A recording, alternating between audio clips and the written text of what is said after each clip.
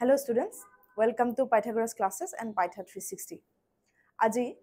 তোমালোকক মই যেটো বস্তু পঢ়াবলৈ লৈছো যেটো টপিক পঢ়াবলৈ লৈছো হেতু আসলতে এনথ্ৰোপলজিৰ এবিসি বুলি কওঁ আমি মানে কথাটো কেনেকুৱা তোমালোকে যদি ম্যাথমেটিক্স পঢ়িবলৈ হয় 1 2 3 4 নাম্বাৰস তোমালোকে জানিবই লাগিব যদি তোমালোকে অসমীয়া পঢ়িবলৈ হয় তোমালোকে অ আ ক খ জানিবই লাগিব তোমালোকে ইংলিশ পঢ়িবলৈ হলে ল্যাঙ্গুৱেজ পঢ়িবলৈ হলে তোমালোকে এবিসিডি জানিবই লাগিব মানে সেইখিনি আমাৰ বেসিক্স হয় সো এনথ্ৰোপলজি পঢ়িবলৈ গলেও আমাৰ কিছুমান এনথ্ৰোপলজিৰ বেসিক কনসেপ্টছ আছে যিখিনি নোহোৱাকে আমি এনথ্ৰোপলজি আগবাঢ়ি যাব নোৱাৰো স্পেশালি ফৰ ফিজিক্যাল এনথ্ৰোপলজিষ্ট যিখিনি ফিজিক্যাল এনথ্ৰোপলজিত কেৰিয়াৰ পাৰ্সিউ কৰিবলৈ যাব তেওঁলোকৰ কাৰণে এটো অধিক বেছি ইম্পৰ্টেন্ট অতি বেছি ইম্পৰ্টেন্ট এটা টপিক এটো হৈছে মানৱ কংকালটো হিউম্যান স্কেলিটন আজি আমি হিউম্যান স্কেলিটনৰ বিষয়ে পাতিবলৈ ওলাইছো হিউম্যান স্কেলিটনৰ বিষয়ে পাতোতে এটা বস্তু মন কৰিবা ইয়াত আমি ব্লাড ফ্লেশ মাংসপেশী তোমাৰ ৰক্তবাহিকা এইবিলাক বস্তুৰ বিষয়ে নাপাতো ইয়াত আমি কেৱল মাত্ৰ বোনছখিনিৰ বিষয়ে পাতিম তাৰ মানে কেৱল আমাৰ অস্থিৰ বিষয়ে পাতিম এতিয়া মানৱ কংকাল কাক বুলি কওঁতে আমি কি কম জানানে মানৱ কংকাল কি বস্তু what is human skeleton টো কি হয় তেতিয়া আমি ক'ব লাগিব উত্তৰটো হৈছে যে মানুহৰ দেহৰ অস্থিৰে গঠিত যেটো সজ্জা অস্থিৰে গঠিত সেই সজ্জাটোক মানুহৰ দেহৰ অস্থিৰে গঠিত সেই সজ্জাটোক মানৱ কংকাল বুলি কোৱা হয়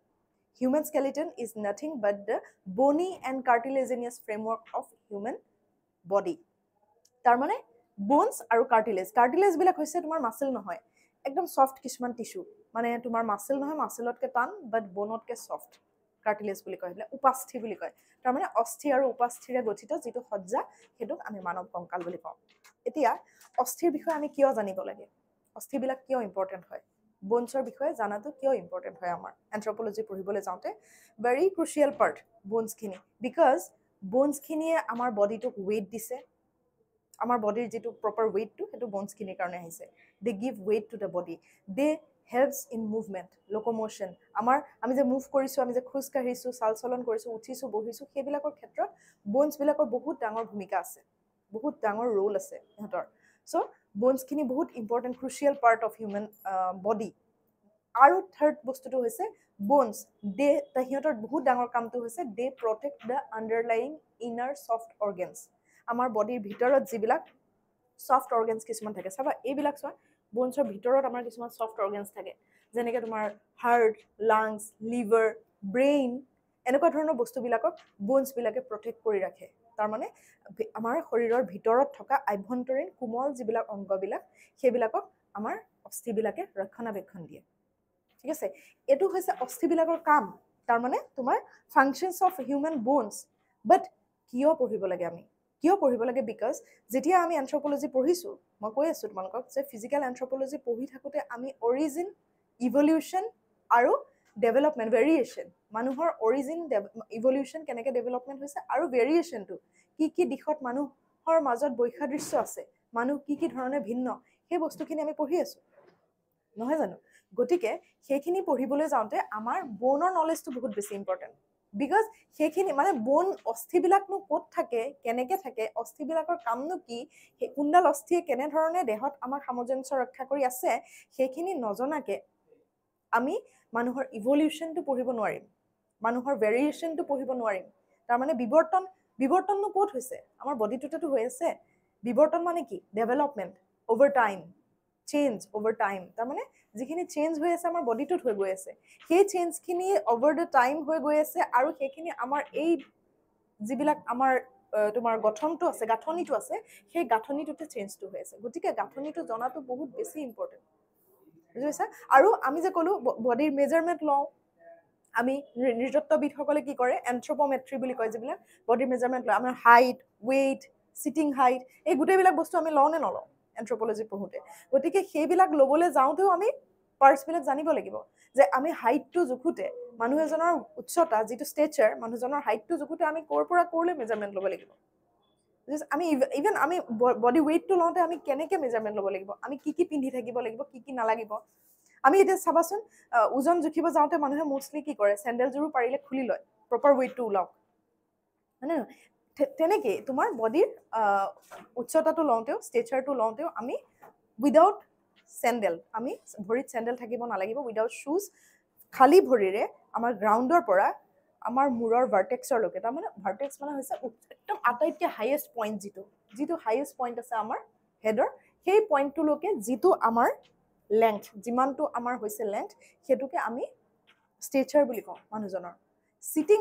চিটিং হাইটটো আকৌ হাইটটোৰ সৈতে একে নহয়। চিটিং হাইটটো কেনেকুৱা হ'ব, চিটিং প্লেনটোৰ পৰা আমি য'ত বহি আছোঁ, যিটো জেগাত বহি আছোঁ, সেই জেগাটোৰ পৰা আমাৰ ভাৰ্টেক্সৰলৈকে হাইটটো কিমান, সেইটো চিটিং হাইট। গতিকে সেই গোটেইবিলাক মেজাৰমেণ্ট ল'বলৈ কাৰণেও আমি কি কৰিব লাগিব, গোটেইখিনি মেজাৰমেণ্ট ল'বৰ কাৰণে আমি হিউমেন বডিটো, হিউমেন স্কেলিটনটো, যিটো কংকালটো আমি ভালকৈ জানিব লাগিব প্ৰথম।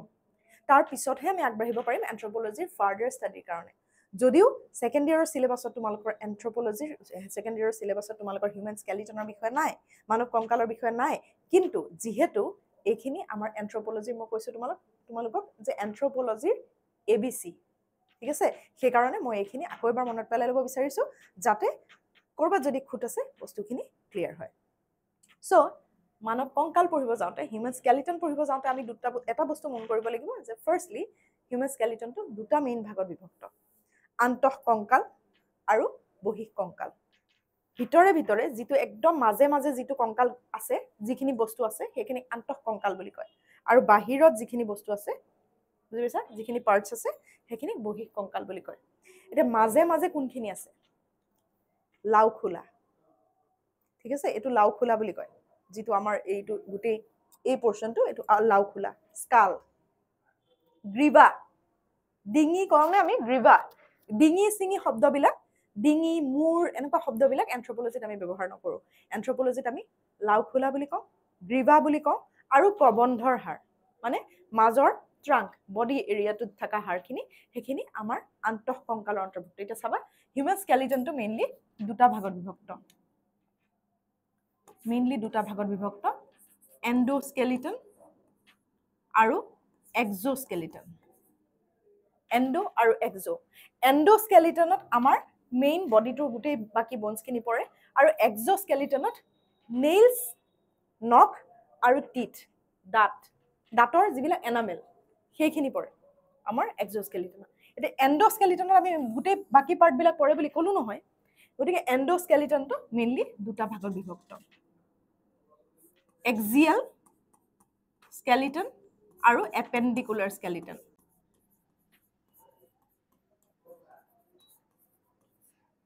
এণ্ডোস্কেলিটন মানে আন্তঃ কংকাল, আৰু এক্সোস্কেলিটন মানে বহিঃ কংকাল। এতিয়া ইয়াৰ দুটা ভাগ আছে, এক্সিয়েল আৰু এপেণ্ডিকুলাৰ। এক্সিয়েল বুলি ক'লে আন্তঃ কংকাল, এইটো আন্তঃ, আৰু এইটো বহিঃ। এতিয়া এক্সিয়েল বুলি ক'লে, এক্সিয়েল মানে কি, একদম মাজে মাজে থকাখিনি, এক্সিছৰ একদম ভিতৰে যিখিনি আছে, সেইখিনি এক্সিয়েল বুলি কওঁ আমি, অক্ষীয়।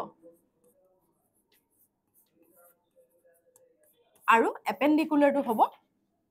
এপেণ্ডিকুলাৰ বুলিয়ে কয় অসমীয়াত, কিন্তু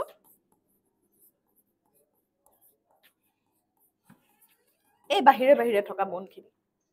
ঠিক আছে। এতিয়া অক্ষীয় স্কেলিটন, অক্ষীয় কংকাল বুলি ক'লে আমাৰ এই মাজে মাজে থকাখিনি পৰিব, লাওখোলা, গ্ৰীবা আৰু কবন্ধৰ হাৰ, আৰু এইখিনি বাকীখিনি তোমাৰ এপেণ্ডিকুলাৰ স্কেলিটনৰ পাৰ্ট। সেইখিনিত পৰিব আমাৰ কি, কান্ধৰ পৰ্চনটো। কান্ধ বুলি আমি নকওঁ এন্থ্ৰপলজিত, স্কন্ধ বেষ্টনী বুলি কয়। তাৰমানে কান্ধৰ যিটো বেষ্টনীটো আমাৰ, এইটো পৰ্চন। নেক্সট তোমাৰ হাতখিনি, হাত বুলি নকওঁ আমি, ঊৰ্ধ্ব অগ্ৰাংগ বুলি কওঁ। তাৰমানে বডিৰ ওপৰৰ পাৰ্টত থকা, আগবাঢ়ি থকা অংগ, আপাৰ এক্সট্ৰিমিটিজ, ঠিক আছে। আৰু নিম্ন অগ্ৰাংগ মানে ভৰিখিনি, লোৱাৰ এক্সট্ৰিমিটিজ, গাৰ তলৰ আগবাঢ়ি থকা অংশখিনি, সেইখিনি নিম্ন অগ্ৰাংগ বুলি কয়, লোৱাৰ এক্সট্ৰিমিটি। আৰু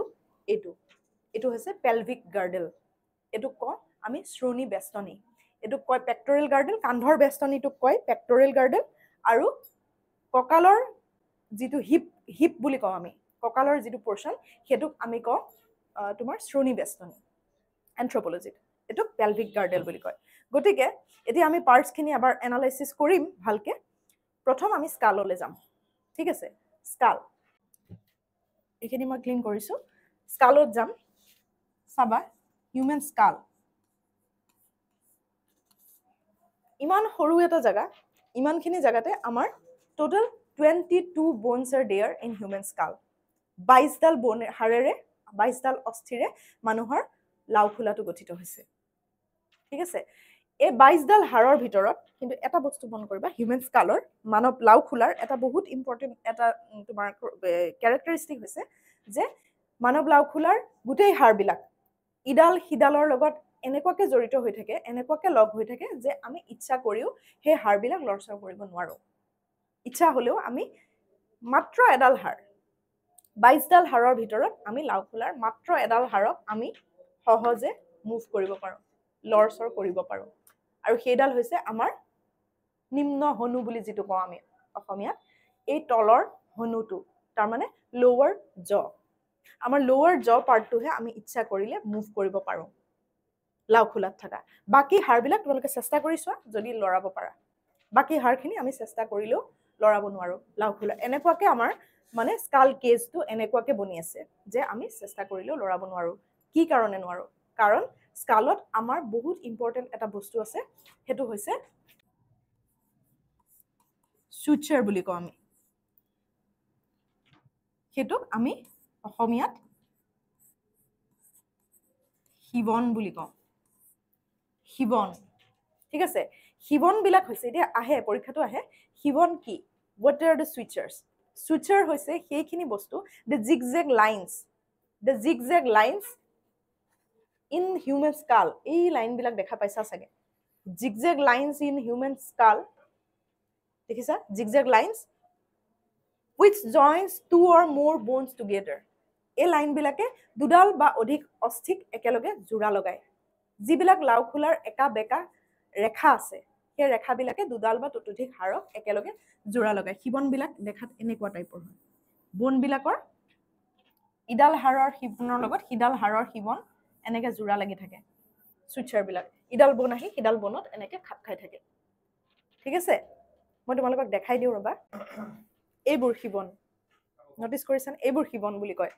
এই মই যে কৈছো একা বেকা কিছুমান ৰেখা থাকে প্ৰত্যেকডাল হাড়ৰ মুৰে মানে ইমুৰ হিমুৰকে লগ হ'বৰ কাৰণে হাড়বিলাক এনেকে কিছুমান ৰেখা থাকে একা বেকা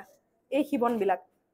এনেকে জোৰা হৈ থাকে জোৰা লাগি থাকে হিবনবিলাক গৈ ইডাল হিডালৰ লগত এনেকুৱাকে জোৰা হয় জোৰা লাগে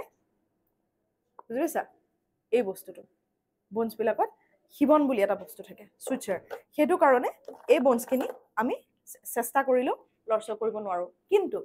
একমাত্ৰ লোৱাৰ জ এই হাড়ডাল এডালক লোৱাৰ জ বুলি নকওঁ আমি এন্থ্ৰোপলজিত মেন্ডিবল বুলি কওঁ নাম হৈছে মেন্ডিবল ইংলিছত আৰু অসমীয়াত চিবুকাস্থি বুলি কয় চিবুকাস্থিডাল লাওখোলাৰ সবাতোকৈ গুৰুত্বপূৰ্ণ হাড় কিয়নো প্ৰথম কথা এই হাড়ডাল হিবনৰ দ্বাৰা সংলগ্ন হৈ নাথাকে it is not articulated by suture and secondly this is the strongest bone of human skull এডাল হৈছে লাওখোলাৰ সবাতোকৈ শক্তিশালী হাড় 22ডাল হাড়ৰ ভিতৰত বাকি 21ডাল হাড়তকৈ বেছি এডাল শক্তিশালী এডালক লোৱাৰ জ ডালক মেন্ডিবল বুলি কওঁ আমি বা চিবুকাস্থি বুলি কওঁ ঠিক আছে এডাল হিবনৰ দ্বাৰা সংলগ্ন হৈ নাথাকে এটো এটা ফ্যাক্ট হয় এটো সদায় মনত ৰাখিবা ঠিক আছে এতিয়া আমি ইন্ডিভিজুয়ালি বনখিনি যদি চাবলৈ যাওঁ এডাল আগফালে যিডাল হাড় থাকে কপালৰ অংশটো হেডালক ললাটিকা অস্থি বুলি কয় ললাট মানে কপাল নহয় জানো ললাটত থকা অস্থি সেই কাৰণে এডালৰ নাম হৈছে ললাটিকা অস্থি this bone is known as frontal bone front portionত থাকে সেই কাৰণে এডালক frontal bone বুলি কয় ঠিক আছে এডাল হাড়ডাল দেখিবলৈ হামুকৰ খোলাটোৰ নিচিনা কোকল শেপ বুলি কয় আৰু ইয়াৰ তলত দুটা ধেনুভিৰিয়া উঠি থকা অংশ থাকে মন কৰিছা যেটো আমি সেলাউৰি বুলি কওঁ আইব্ৰো বুলি কওঁ নৰমালি কিন্তু এন্থ্ৰোপলজিত আইব্ৰো সেলাউৰি এনেকুৱা শব্দবোৰ আমি নকওঁ ইয়াক সুপ্ৰা অৰ্বিটাল ৰিজ বুলি কয় এই দুডাল ৰিজক সুপ্ৰা অৰ্বিটাল ৰিজ বুলি কয় অধ্যক্ষী শিৰলু বুলি কয় অসমীয়াত দুডাল অধ্যক্ষী শিৰলুৰ মধ্যবিন্দুটোক আমি গ্লেবেলা বুলি কওঁ ঠিক আছে দুটা অধ্যক্ষী শিৰলুৰ মধ্যবিন্দু তাৰ মানে the meeting point of the two supraorbital ridges is known as glabella ঠিক আছে আৰু ইয়াৰ ওপৰত দুটা ফুলি থকা পাৰ্ট আছে দেখিছা দুটা স্ফীত অংশ আছে হাড়ডালৰ ওপৰত এই আমাৰ যে কপালৰ এই ফুলি থকা অংশকিটা এই দুটা ললাটিকা স্ফীতি বুলি কয় frontal tuberosity বুলি কয় ফুলি থকা projected portion located at the upper end of the bone frontal bone or upper end of থকা ফুলি থকা দুটা projected portion আমি frontal tuberosity বুলি কওঁ এখিনি হৈছে এডাল বনৰ মেইন পাৰ্টস ঠিক আছে বোনবিলাক তোমালোকক যেতিয়া দিয়ে কেতিয়াবা সাইড আইডেন্টিফাই কৰিব দিয়ে কোনটো সাইডৰ হয় বোনডাল সোঁফালৰ নে বাওঁফালৰ কেতিয়াবা কনফিউজ কৰিবলৈ তোমালোকক এনেকৈ সুধিব পাৰে এডাল হাড় দি এডাল কোনটো সাইডৰ কোৱা সোঁফালৰ নে বাওঁফালৰ তোমাৰ আনসাৰটো তেতিয়া এইটো হ'ব যে মেম বা স্যাৰ এইটো সোঁফালৰ বাওঁফালৰ নহয় ললাটিকা অস্থি আমাৰ গাত এডালেই আছে মাজত আছে কপালৰ আগফালে আছে সোঁফালে অৱস্থিত সোঁমাজত অৱস্থিত সৰি মাজত অৱস্থিত তাৰমানে তোমাৰ গাৰ সোঁমাজত অৱস্থিত কেৱল এডাল হাড় থাকে গম পাইছা নেক্সট ইয়াৰ পিছফালে আমাৰ দুডাল হাড় থাকে ললাটিকা অস্থিৰ পিছফালে আমাৰ দুডাল হাড় থাকিব যি দুডালে আমাৰ স্কালৰ ৰুফটো গঠন কৰে সিলিংটো গঠন কৰে তাৰমানে these two bones form the roof of the skull upper part